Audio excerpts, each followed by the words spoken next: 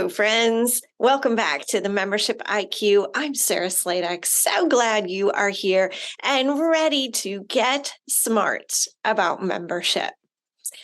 I'm going to do an experiment today. And as you know, these podcasts are completely unscripted.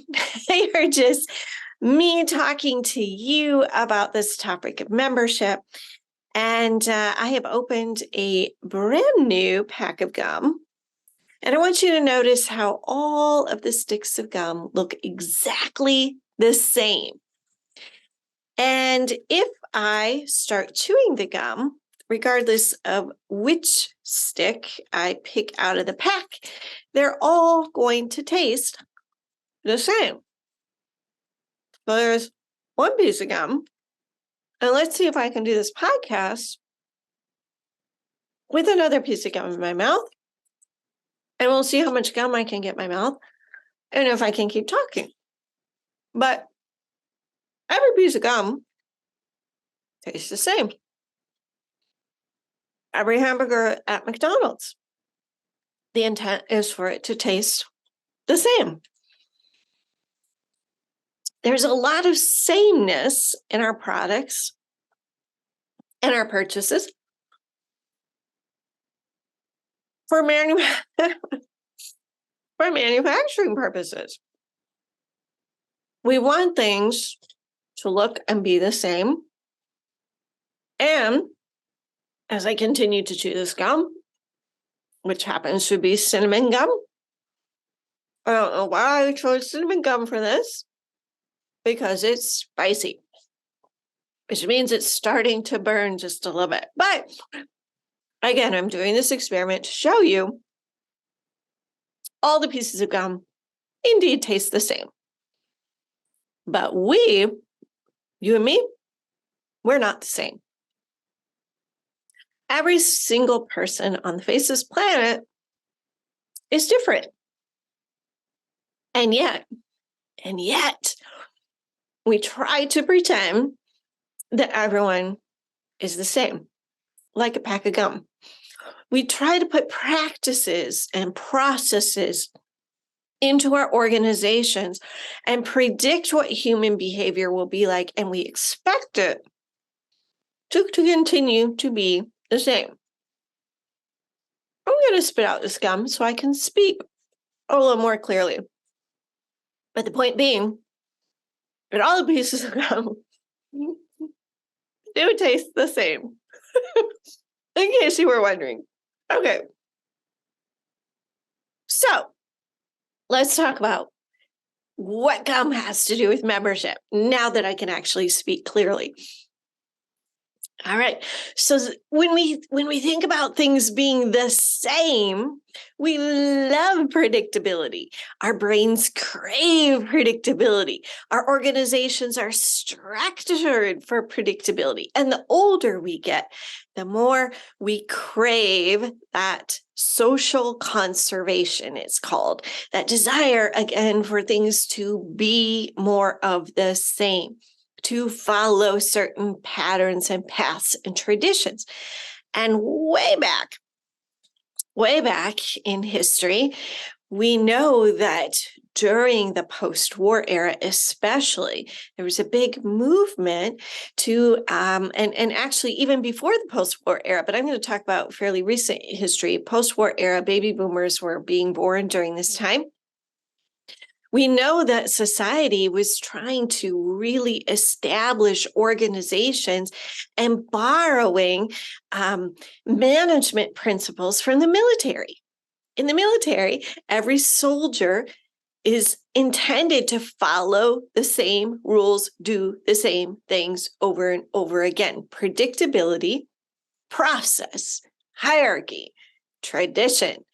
And we took these models and we put them into our workforces and we put them into our membership organizations. And we said, everything's going to be very organized, very predictable. Everything is going to be the same. And by doing the same thing over and over again, we're going to get the same results over and over again. And people are going to respond the same way over and over again. But boom, all of a sudden, in that pack of gum, there's a stick of dynamite, and things change. Things change. Society has changed. We're living through an era of change. Nothing has stayed the same. Everything about the way we live, work, and do business is changing. But we still crave that predictability. We still expect people to react the same way, make the same decisions, go about life, interacting and communicating with our organizations the same way. We expect engagement and belonging to be the same. But ladies and gentlemen, it is not a pack of gum. It is something way different. It is a kaleidoscope. When you're young and you look through a kaleidoscope and you shift it just a little bit, the colors and the patterns change to make a very different, very unique picture. It's not right or wrong. It's simply different. Things change, and that's much of what's happening in society right now. Our perspective, our lens is shifting, but we're trying in so many instances to predict behavior and keep things the same. So I got to tell you, I study trends, I study generations, and I study how change is affecting our membership organizations and our workplaces, and how people engage in both of those settings. And how we engage has certainly changed and continues to change, because our behaviors in society are influenced by things like rapidly changing technology, things like recession and economic shifts, which changes consumer behavior, things like pandemic, things like electric cars, things like boycotting and protesting. There's new research out right now, as a side note, just to say that 34% of young people at some point have protested or boycotted against the company they're currently working for. The point being that there's a lot of disruption happening, which changes human behavior, which means our organizations have to understand that nothing is staying the same anymore. When we try to resist social change and we talk about things like, sooner or later, everyone's going to grow up and be the same.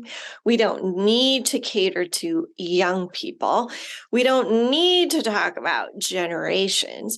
We don't need to study market shifts, because we've been around for a long time and we'll find our way through this, and sooner or later it all pans out. We don't need to address change. We don't need to talk about trends. We don't need younger generations on our board. All of those